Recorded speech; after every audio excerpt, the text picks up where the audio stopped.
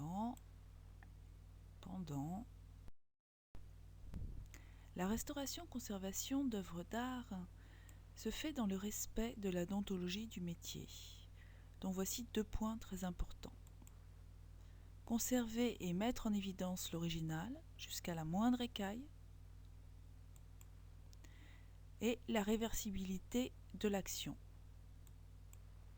C'est-à-dire que notre action, ce qu'on va rajouter sur le tableau, peut s'enlever facilement sans endommager l'original. Donc pas de retouche à l'huile sur une peinture à l'huile, puisque c'est le même liant, de même pas d'œuvre sur une tempéra, etc. Voici un résumé de restauration en 3 temps. Le tableau très abîmé, qui avait été conservé roulé car le châssis avait été détruit. Quelques étapes de restauration-conservation qui seront détaillées dans une autre vidéo.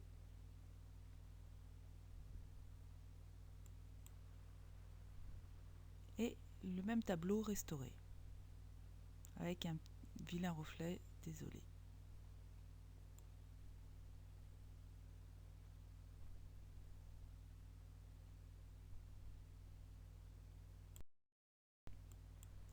Avant, pendant et restauré.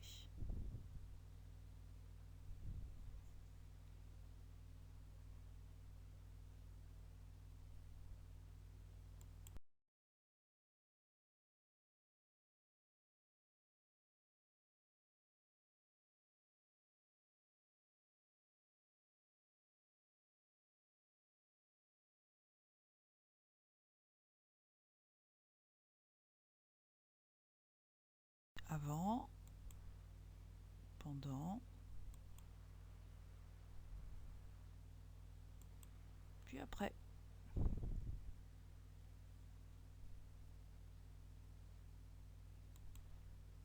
Presque tout est possiblement restaurable. Si vous tenez un tableau, ne le jetez pas avant de savoir si on peut le restaurer.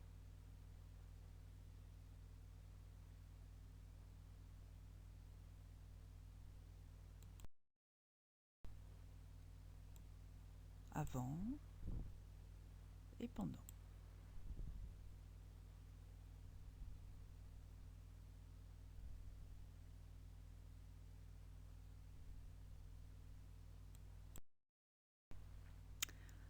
Avant, enfin, après une intervention d'un artiste, non restaurateur. Notons que la différence entre un artiste et un restaurateur. Un artiste crée. Un restaurateur met en valeur l'œuvre d'un artiste qu'on lui confie et en aucun cas ne le remplace.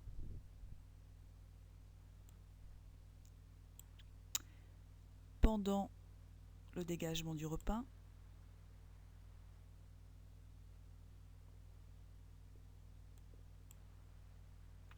puis après.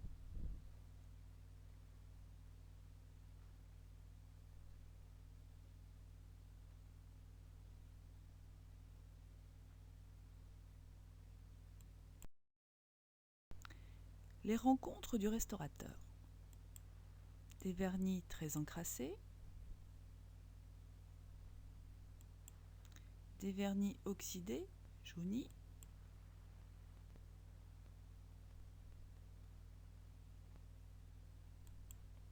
des repeints non déontologiques, des chancis blanchiments. Tout ceci détériore la vraie face de l'original, ses vraies couleurs. Soulèvements et écailles qui vont entraîner des lacunes.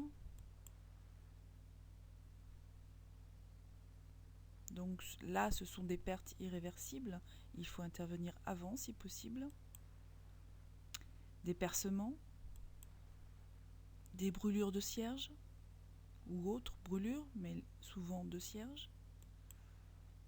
Des déchirures. Des clous sur la face.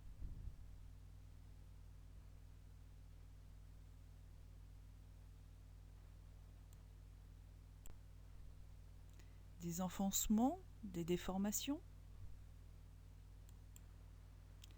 des châssis cassés, vermoulus, des coutures, d'origine souvent, des anciennes pièces, par des interventions en fait antérieures à la nôtre, mais postérieures à la création du tableau.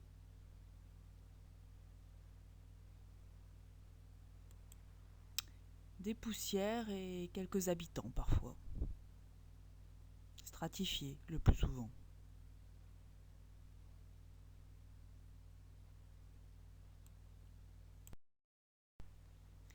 Il y a parfois de très grands formats. Voici l'échelle qui donne l'échelle. Et donc besoin de manutention pour les déplacer.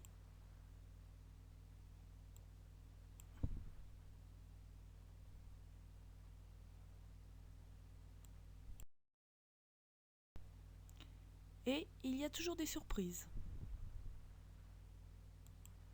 Comme ce châssis concave, couche picturale clouée sur chaque traverse,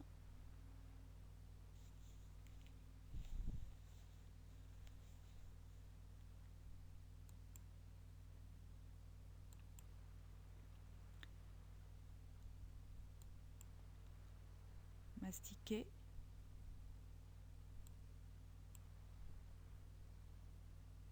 et qui a retrouvé une planitude et sa couleur d'origine.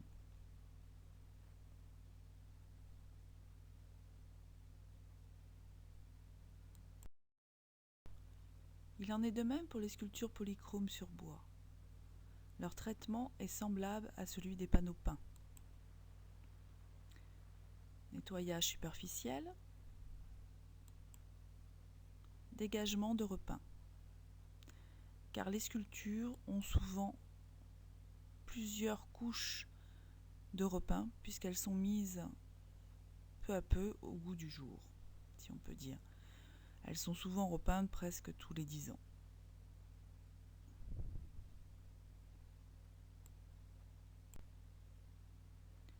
Voici un exemple de superposition de couches.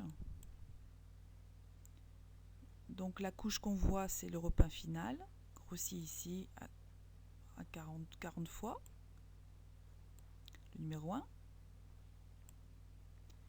Puis on va faire un dégagement de la couche originale par des solvants, des scalpels. Ça dépend un petit peu, mais souvent le scalpel est bienvenu pour dégager qu'une seule couche. Donc c'est long et minutieux, bien sûr. Donc nous allons avoir la couche de dessous qui est la numéro 2.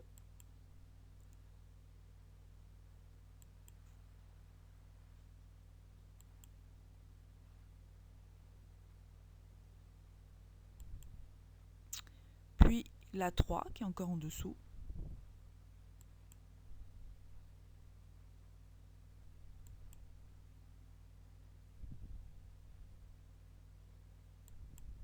Et enfin la 4e qu'on considérera comme originale dans ce cas-là.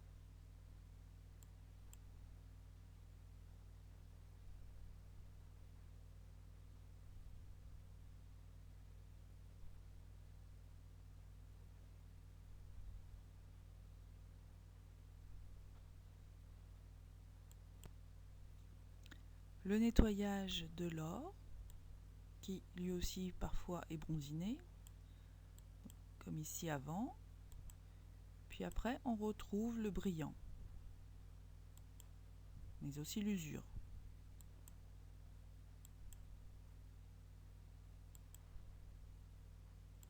Et parfois, beaucoup d'usure.